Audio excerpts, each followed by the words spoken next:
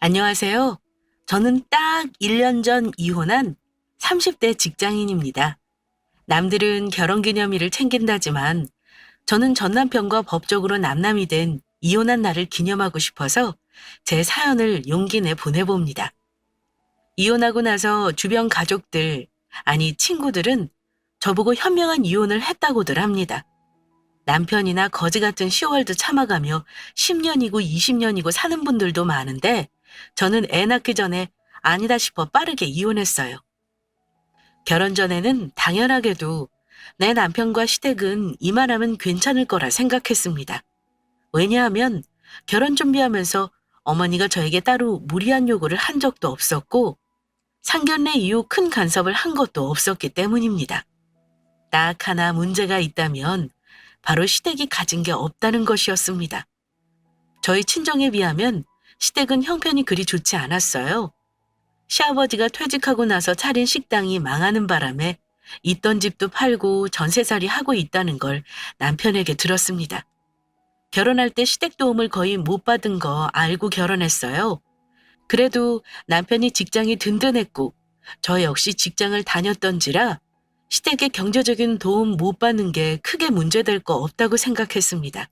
어느 쪽이든 조금 더 여유 있는 쪽이 조금 더 보태면 어떠랴 하는 마음으로요. 하지만 그렇다고 저희 친정이 시댁보다 월등히 잘 사는 건 아닙니다. 친정아빠는 공무원이셨고 엄마는 어린이집 원장님이세요. 두 분 사는 집 있고 노후다 마련해 놓으셨죠. 아빠가 저랑 제 동생 앞으로 어릴 때부터 청약 부은 걸로 청약에 성공해서 저는 20대 초반부터 집이 있었습니다. 대학교 때는 부모님이 대출금을 갚아주셨지만 직장 다니면서 제가 모두 갚았고요. 아빠가 할아버지께 물려받은 재산도 꽤 되었던지라 저는 어릴 때부터 유복하게 자란 편이에요. 하고 싶은 거 다 하면서요. 그렇게 자라서인가 결혼하고 나서의 삶이 결혼 전과 너무나 달라지는 걸 받아들이기 힘들더라고요. 미리 당부드리자면 저는 시댁이 가난하거나 어렵다면 결혼을 2번, 3번 고민해보라 말씀드리고 싶습니다. 부모가 돈이 없으면 그 가난이 자식에게 어떻게든 영향이 온다는 거 제가 겪어보고 하는 말입니다. 결혼 초반에 저는 시댁을 겪으면서 알았습니다. 결혼 전 시모가 저에게 보여줬던 것들이 진짜 모습이 아니었다는 걸요. 시어머니는 제가 처음에 집에 인사하러 갔을 때도 어머니는 제게 너무나 다정한 태도로 말을 건네셨고 결혼 준비도 도움이 많이 못 준다는 걸 미안하다고 하셨는데요. 남자친구에게 들었는지 결혼할 때 신혼집은 어찌할 거냐며 넌지시 물어보신 적이 있었습니다. 현수가 그러던데 네 명의로 집이 벌써 있다며? 얘기 들었겠지만 우리가 너희 집 해줄 정도로 지금 여유가 있는 형편이 안 돼. 네 신우도 결혼한 지 얼마 안 된 거 알지? 그 애가 먼저 결혼하는 바람에 상황이 이렇게 돼서 어쩌면 좋냐? 미안한 말이지만 네 명의로 되어 있다는 집에서 너희 시작하려는 게 맞는가 해서 말이야. 혹시 그 집 놔두고 다른 집 얻으려고 하는 건 아니지? 제가 가지고 있는 아파트는 아직 세입자가 있긴 했지만 이듬해 봄쯤에 계약이 만료되는 시점이라 마침 결혼 시기와 비슷해서 겹치긴 했습니다. 원래는 그 집을 전세로 계속 주고 저희는 직장 근처로 작은 아파트나 오피스텔을 얻을 계획이었거든요. 그런데 시댁에서는 목돈을 지원해 줄 만한 형편이 안 되는 듯 했습니다. 그렇다면 대출을 받고 시작해야 하는 건데 그건 또 싫더라고요. 그래서 저도 이미 고민했던 거라 어머니께 말씀을 드렸습니다. 네, 어머니, 내년 봄에는 전세 계약이 끝나서요. 세입자 나가고 나면 저희가 들어가서 살면 될 것 같아요. 이미 현수 오빠랑 상의한 거니까 집 문제는 너무 걱정 안 하셔도 돼요. 어머, 그러니? 다행이구나. 내가 그것 때문에 며칠 밤을 잠을 못 잡지 뭐니. 근데 마침 현수가 집은 걱정 말라 그러면서 네가 집이 있다고 하는 거야. 네가 분양받은 그 아파트 역 근처라서 처음보다 많이 올랐다 그러던데. 정말 어쩜 그리 똑똑하게 준비를 해놓은 거니? 네 명이라는 아파트 그거 얼마인가 알아봤는데 지금 팔아도 집 2채는 거뜬히 사겠더라. 다 저희 부모님 덕분이죠. 저 어릴 때부터 준비해 주신 거라서요. 어머니는 제가 소유한 아파트에 대해 이미 가격 조사까지 끝내놓으신 듯 했습니다. 그때는 저희 신혼집 문제 때문에 고민을 많이 하셨나 보다 했을 뿐이었는데요. 결혼하고 나서 알게 된 건데 어머니는 제가 가진 집이며 저희 친정 재산에 대해 꿍꿍이가 많으셨던 분이었습니다. 아무튼 그때는 몰랐어요. 시어머니는 눈치 보는 정도까지는 아니지만 거의 저에게 맞춰주셨고 상견례 때도 양가 어르신들 오고 가는 대화에도 문제 없었습니다. 상견례에서 결혼 날짜 잡고 결혼 준비할 때 친정엄마가 딱 한 번 속내를 내비치신 적은 있었습니다. 너희 시댁은 아무리 그래도 아들 장가 보내면서 왜 돈 한 푼도 안 쓰려고 하는 거니? 그 집의 장남이고 첫 혼사인데 너무하지 싶다. 엄마가 많은 거 바라는 거 아니야. 어차피 시댁에서 하는 만큼 우리도 맞춰줘야 하는 거니 간소하게 하면 나도 편하고 좋지. 그래도 집을 우리가 하는데 너 예물이라도 좀 마음에 드는 거 해주셨으면 좋으련만. 엄마 말에 저는 괜찮다고 했지만 엄마 심정 이해 못하는 건 아니었습니다. 엄마는 딸 시집 보내는데 이것저것 못해줘서 안달인데 시어머니는 아들 장가 보내면서 돈 없다는 말만 하시고 너희들이 다 알아서 하라는 게 속상하셨던 모양입니다. 게다가 엄마 주변 친구들 결혼하는 거 보면 제가 유난히 기우는 결혼을 하는 것 같아 마음이 편치 않다고 하시긴 했습니다. 그래도 결혼하지 말라는 말은 안 하셨어요.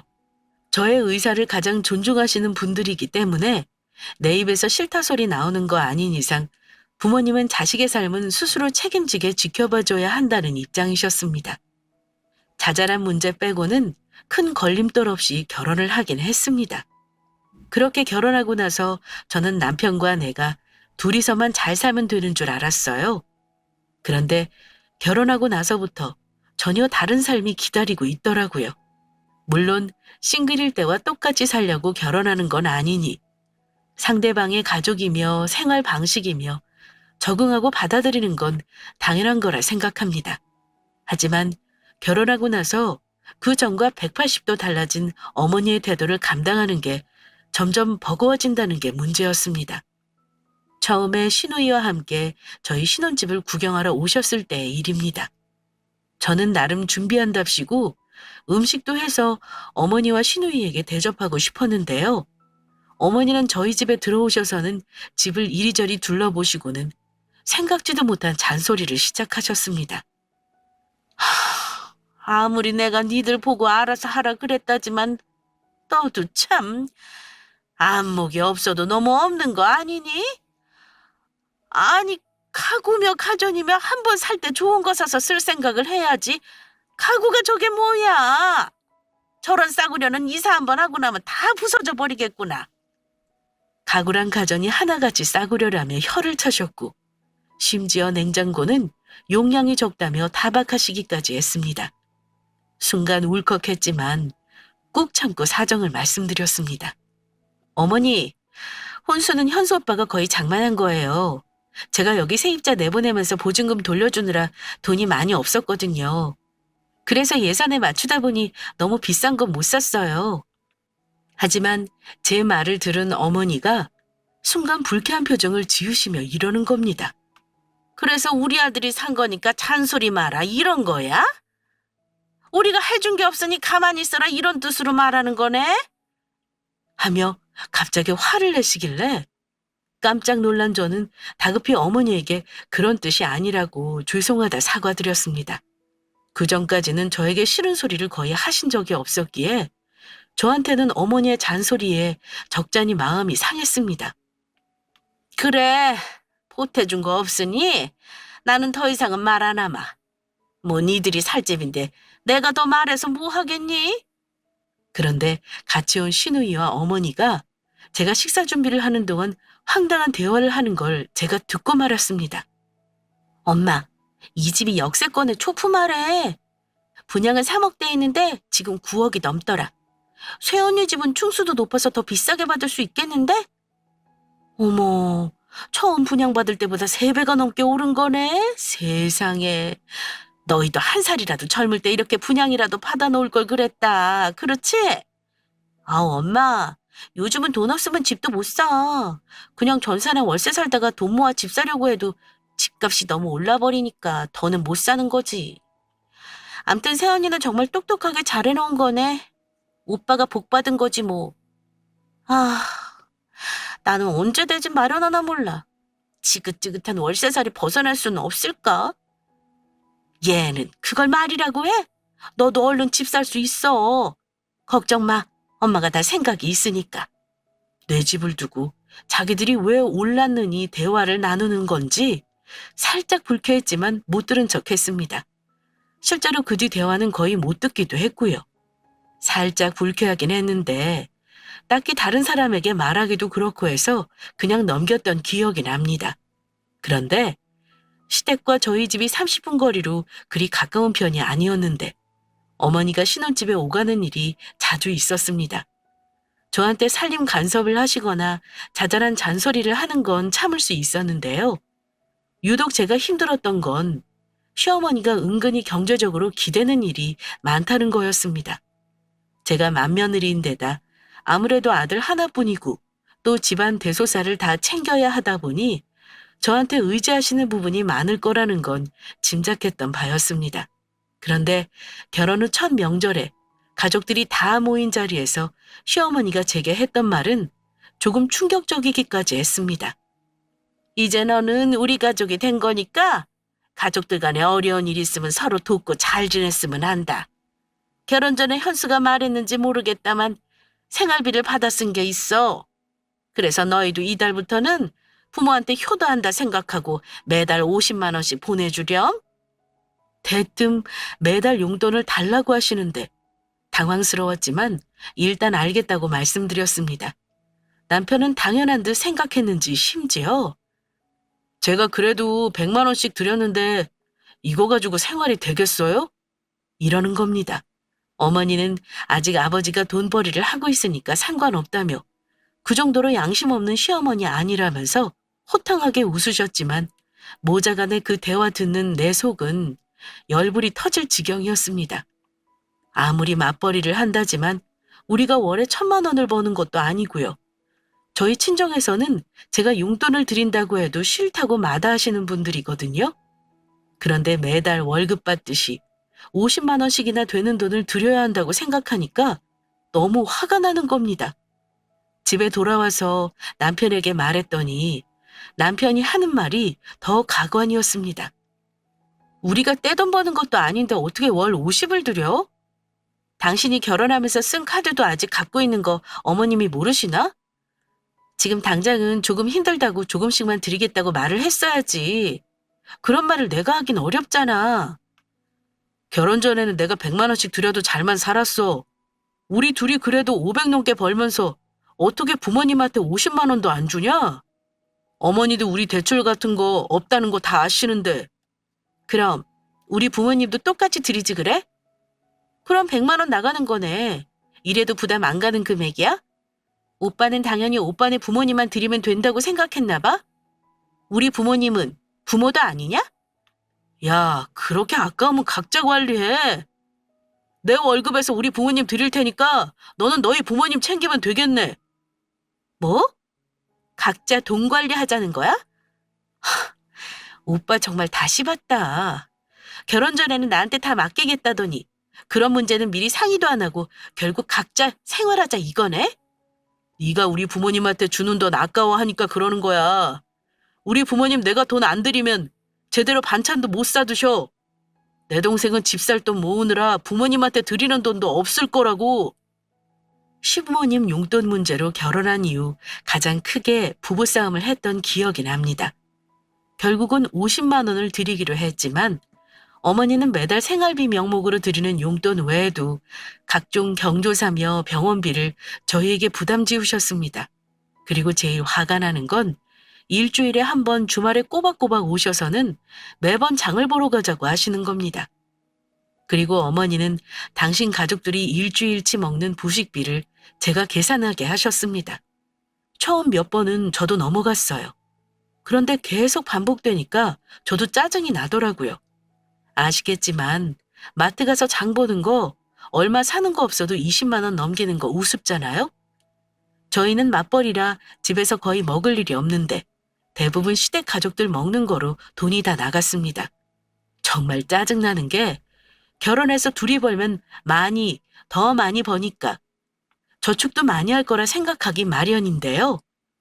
근데 생활비가 두세 배로 더 들어서 쓰는 돈이 더 많았습니다.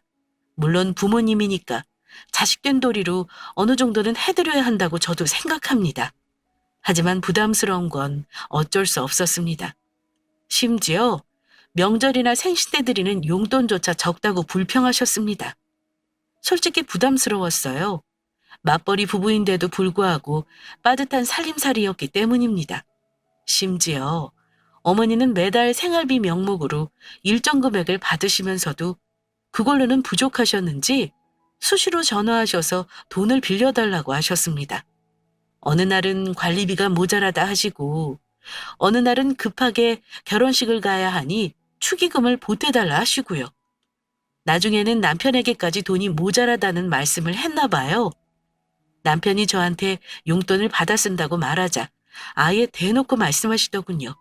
당신 아들한테 용돈 좀 주라고요. 정말 이해 안 가는 게 그 나이 되도록 통장에 당장 쓸 돈이 100만 원도 없다는 거였습니다. 그게 말이 되나요? 돈 몇십만 원이 없어서 매번 며느리에게 구질구질하게 돈을 달라는 거. 솔직히 부모로서 창피해야 할 일 아닌가요? 그럴 때마다 속은 뒤집어지는데 너무 창피해서 어디다 말도 못하겠더라고요. 게다가 친정 부모님께는 더더욱 말을 못하겠더군요. 그나마 둘이 버는 거라 어찌어찌 감당이 된다는 게 다행이었죠. 아무튼 결혼하기 전에는 생각도 못했던 이런 문제로 남편과 싸우는 일도 점점 늘어났습니다. 그런데다 결혼한 지 얼마 1년도 되지 않았을 때 부부 사이의 위기가 닥치고 말았습니다. 갑자기 남편이 직장을 그만두게 되면서 시작된 일인데요. 그러던 어느 날 남편이 퇴근해서 집에 들어왔는데 표정이 썩 좋지 않았습니다. 무슨 일이 있냐고 물었더니 머뭇거리며 한숨을 쉬기만 했습니다. 그리고 말하길, 나 회사에서 사고 쳤어. 난데없이 사고를 쳤다는 말에 저 역시 놀라서 물었습니다. 도대체 무슨 사고를 쳤길래 그러는 건데? 뭐 징계받을 정도로 큰일인 거야? 그 정도로 큰일이니까 그러지. 회사에 금전적으로 손해 끼치면 사장이 좋아하겠어? 나 지금 살어는 판을 걷는 기분이야. 어떻게 수습해야 할지도 모르겠다. 사람이 하는 일인데 실수할 수도 있는 거지. 그런 것도 안 봐주면 그게 무슨 회사야? 막말로 회사 돈 훔치는 것만 아니면 살릴 일 없으니까 너무 걱정하지 마. 남편은 제 말을 듣고는 별다른 말도 없이 땅이 꺼져라 한숨을 쉬었습니다. 그 후로도 몇 날 며칠을 걱정을 하더니 얼마 지나지 않아 제게 청천벽력 같은 말을 하더군요. 다니던 회사에서 해고 통보를 받았다는 겁니다. 그것도 사장님한테 직접 들은 게 아니라 인사 담당 직원으로부터 전해 들었다고 하네요. 사연은 업무상 과실이었습니다. 그제야 자초지종을 들어보니 기가 막혔습니다. 남편은 회계부서였는데 회사 돈을 가지고 몇 번 장난을 친 모양이더라고요. 처음 몇 번은 자기가 메꿔 놓았다가 나중에 거래처야 줘야 할 돈이 비는 걸 이상하게 생각한 다른 직원이 감사부서에 남편을 신고했다는 겁니다. 이미 일은 벌어졌고 회사에서는 남편에게 구상권 청구까지 했다는 걸 뒤늦게 알았습니다. 저한테는 창피해서 말을 안 했던 거죠. 설마 하니 겁대가리 없이 회사 돈 가지고 장난을 친 줄은 몰랐습니다. 고작해야 업무 실적을 못 채웠다거나 이런 사소한 실수인 줄 알았어요. 사고 쳐서 나오면 퇴직금도 다 못 받는 거 아시나요? 남편은 몇 천만 원 되는 돈을 회사에 그대로 반납하고 정말 땡전 한 푼 없이 퇴사했습니다. 그나마 다행인 건 그 와중에 회사로부터 해고당하고 형사고소는 면했다는 거였습니다. 하지만 저는 남편이 실직했다는 사실이 하늘이 무너지는 기분이었습니다. 게다가 그런 짓을 한 남편에게 인간적으로도 너무나 실망스러웠습니다. 남편의 실직 후 한동안 집안 분위기는 살얼음판 같았습니다. 서로 눈치 보느라 대화조차 제대로 나누지는 못했어요. 저는 저대로 남편이 너무 꼴보기 싫었습니다. 하지만 그렇다고 넋놓고 있을 수만은 없었죠. 일단 모아둔 돈이라도 있어서 다행이었지만 앞으로 어떻게 살아야 할지 막막했습니다. 그런데 가뜩이나 화나는 거 참고 있는 제게 남편이 이러더라고요. 내가 조만간 재취업 준비할 테니까 너무 걱정하지 마. 그리고 부탁 하나만 하자. 우리 부모님한테는 나 재취업할 때까지 비밀로 해주라.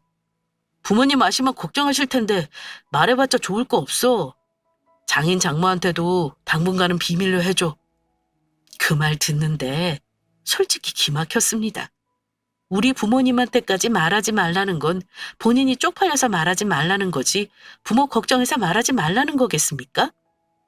이런 큰일을 왜 가족들한테 쉬쉬해야 하는 거야? 당신 잘못을 감추고 싶은 모양인데 웃기지 마. 나는 부모님한테 바로 말할 생각이었어. 당장 다음 달부터 내가 버는 돈으로만 먹고 살아야 하는데 지금 나가는 돈 생각해봐. 내 월급으로 도저히 감당 못해. 그리고 부모님도 당연히 아셔야지. 당신이 잘못해서 그렇게 된 거잖아. 내가 왜 거짓말을 해야 해? 당신 이게 얼마나 큰일인 줄 아직 파악을 못하나 본데 이런 일은 이혼까지 생각할 일이라는 거 몰라? 우리가 뭐 망하기라도 했어? 남편이 직장에서 잘렸다고 이혼하겠다는 마누라가 세상에 어딨냐? 어쨌든 우리 부모님한테는 내가 말할 테니까 그전까지 당신은 모른 척해. 우리 부모님한테는 내가 말할 거야. 당신 부모님은 알아서 해. 그리고 어머니 용돈은 내 돈으로는 못 주겠으니까 그렇게 알아. 딱 몇 달만 당신이 좀 드려. 내가 어떻게든 재취업 빨리 할 테니까. 그거 하나만 부탁 좀 하자. 물론 부부가 서로 힘들 때 힘이 돼줘야 한다는 건 압니다.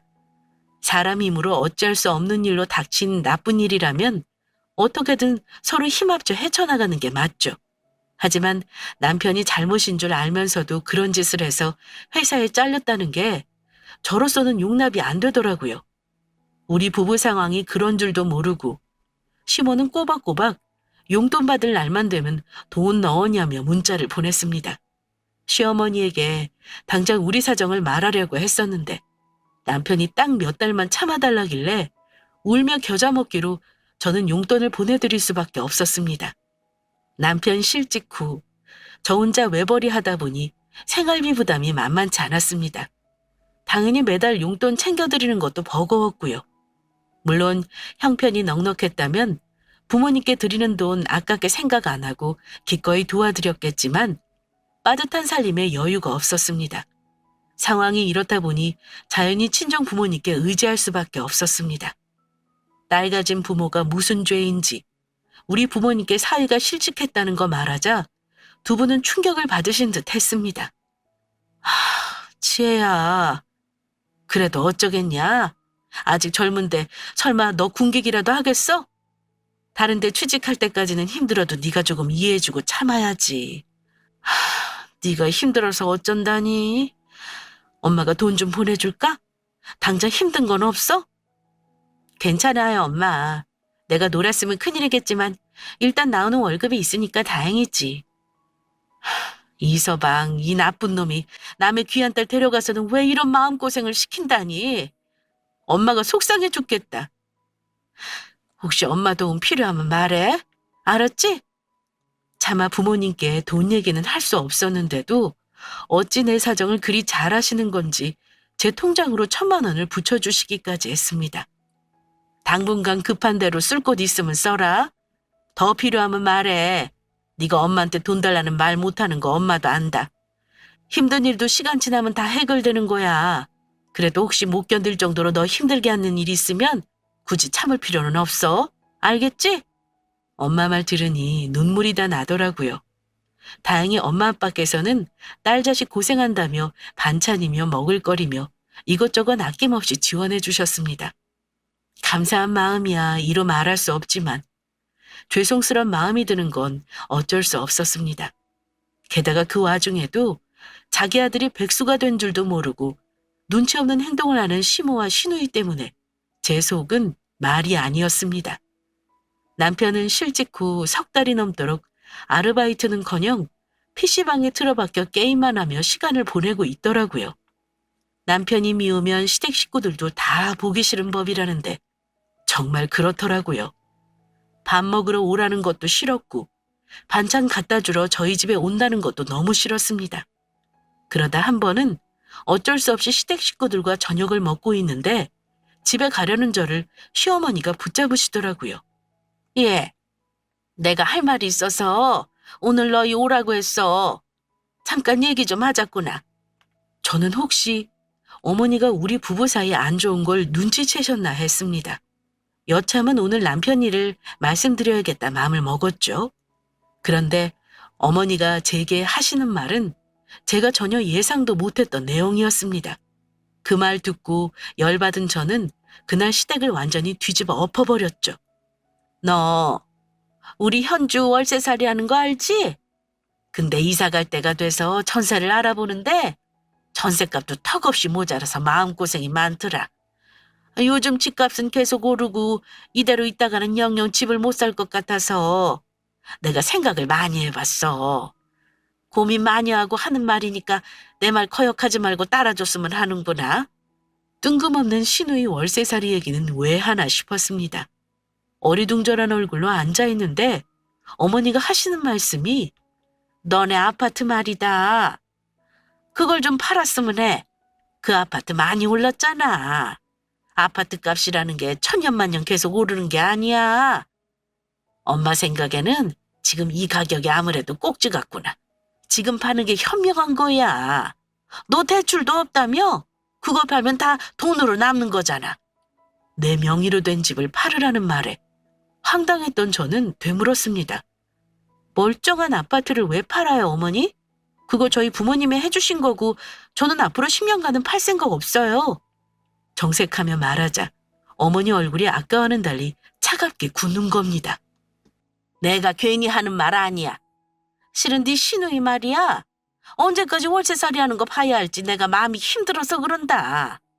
네 아파트 팔아서 너희는 아파트 작은 거 하나 대출 껴서 사고 네 시누이 집 사는데 돈을 좀 보태줘. 네?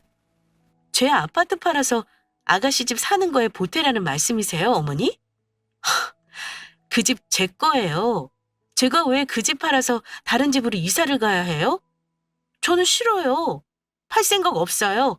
그것 때문에 얘기하자고 하신 거면 저는 더 할 말 없어요.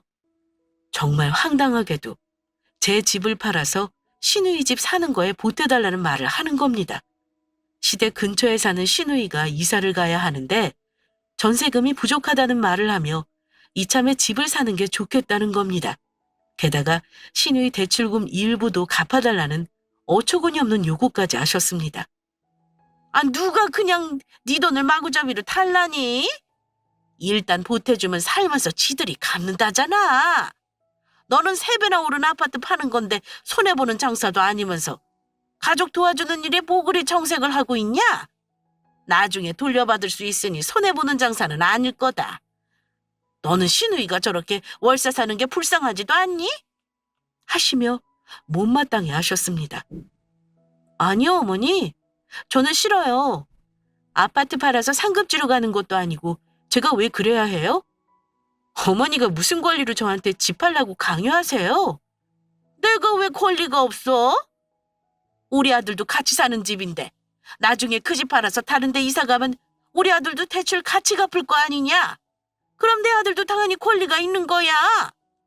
그 말 듣는데 그동안 참고 있던 화가 순간적으로 확 솟구치더라고요.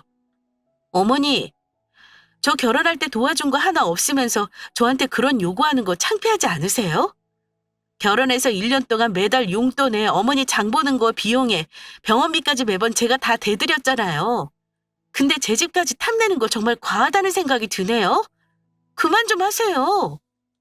참다 못해 맺혀있던 말을 했는데 어머니가 제 말을 듣더니 자존심이 상했던 모양입니다. 갑자기 벌떡 일어나기까지 하시며 이러는 겁니다. 아무튼 나는 분명히 말했다. 너 집 팔아서 온 가족이 행복해지는 길인데 그렇게 고집 부리지 마. 정 싫다면 내 아들하고 살 이유가 있니? 우리 집 사정 나 몰라라는 며느리 나도 필요 없어. 그럴 거면 차라리 내 아들하고 이혼해라. 어머니는 아마 자기 뜻을 이룰 마지막 카드로 이혼이라는 말을 꺼내신 듯 했지만 저는 어머니 입에서 나온 이혼이란 단어를 듣자마자 옳다구나 싶었습니다. 네? 이혼이요? 그깟 거 하고 말죠. 저도 마침 이놈의 집구석에 아주 질려버렸거든요. 어머니 말대로 이혼할게요. 저도 더 이상은 못 참겠네요. 뭐, 너 지금 뭐라고 했니? 이혼하라면서요. 어머니 말대로 이 집구석에서 며느리 노릇하는 거 사표 내겠다고요. 남편 노릇 못하는 어머니 아들 먹여 살리는 거 힘들거든요. 제가 버는 돈 이 집 갖다 바치는 것도 넌덜머리 나요. 내 아들을 먹여 살린다니? 우리 아들이 너보다 돈도 잘 버는데 너를 먹여 살리는 거지. 어머니는 제가 그동안 보이지 않았던 반응을 보이자 당황한 기색이 역력했습니다. 큰 소리가 나는 게 이상했는지 그때 마침 제 남편이 어머니 방으로 들어오더라고요. 그래서 남편에게 말했습니다. 마침 잘 들어왔네. 당신이 그랬지?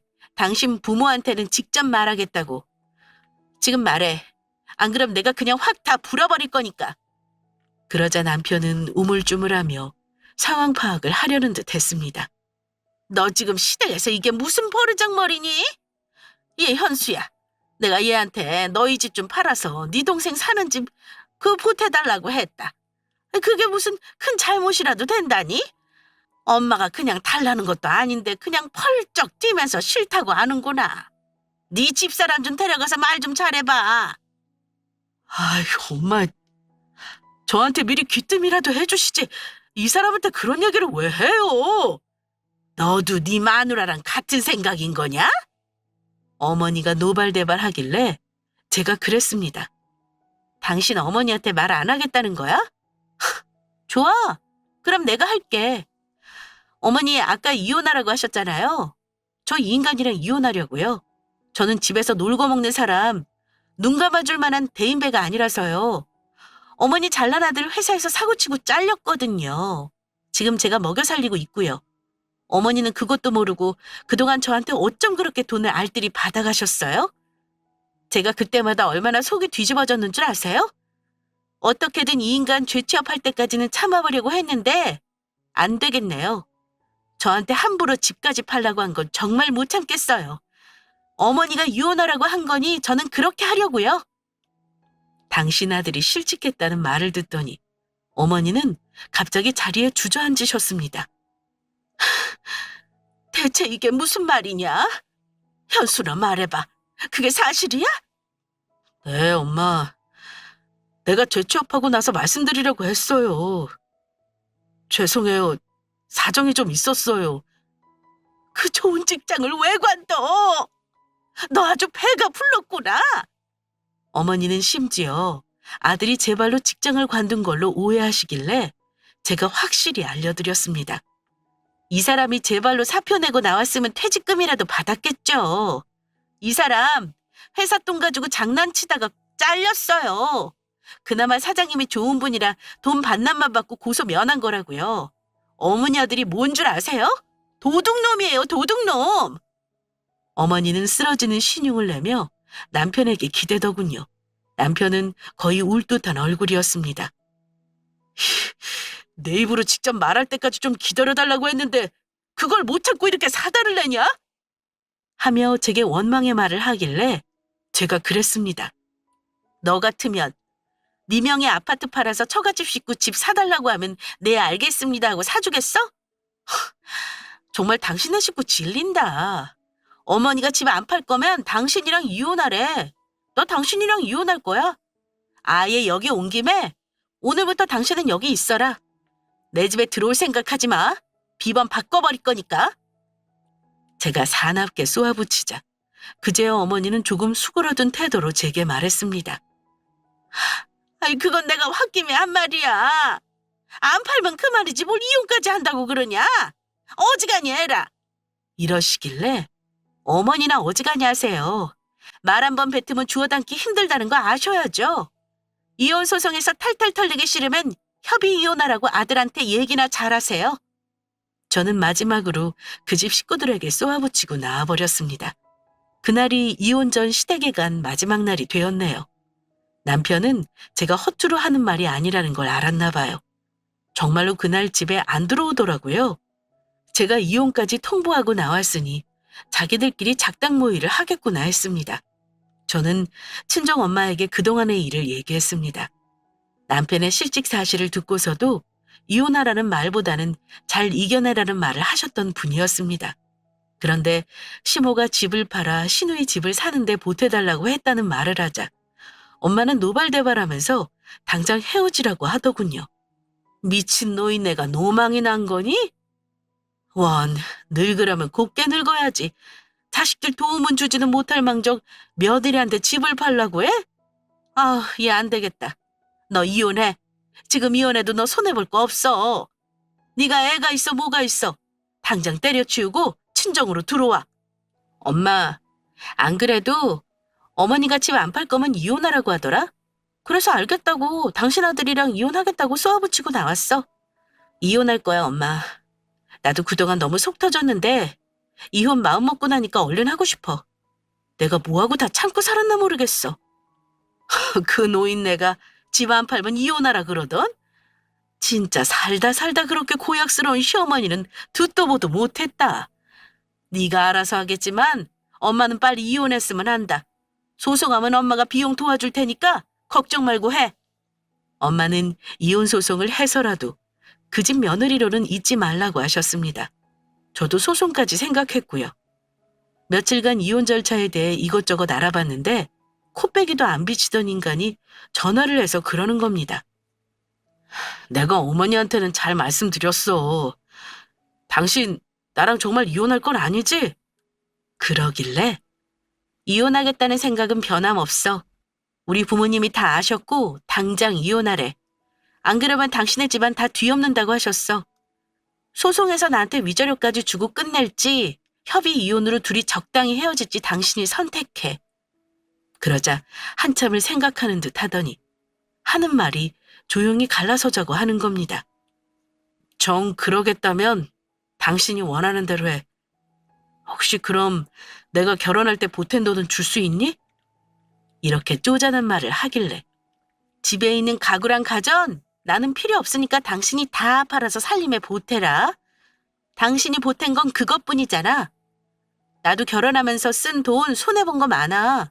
계산적으로 나온다면 나도 철저히 계산해 줘봐? 한숨을 푹 쉬던 남편 놈은 전화를 끊어버리더라고요. 저는 협의 이혼으로 마음을 굳혔습니다. 어차피 소송해봐야 비용도 들고 혼인기간도 짧아서 위자료도 많지 않을 것 같아서요. 다행히 그 인간이 이혼 못하겠다고 버티지 않는 게 다행이었죠. 그 후 이혼할 때까지 시어머니며 신우 전화는 모조리 받지 않았습니다.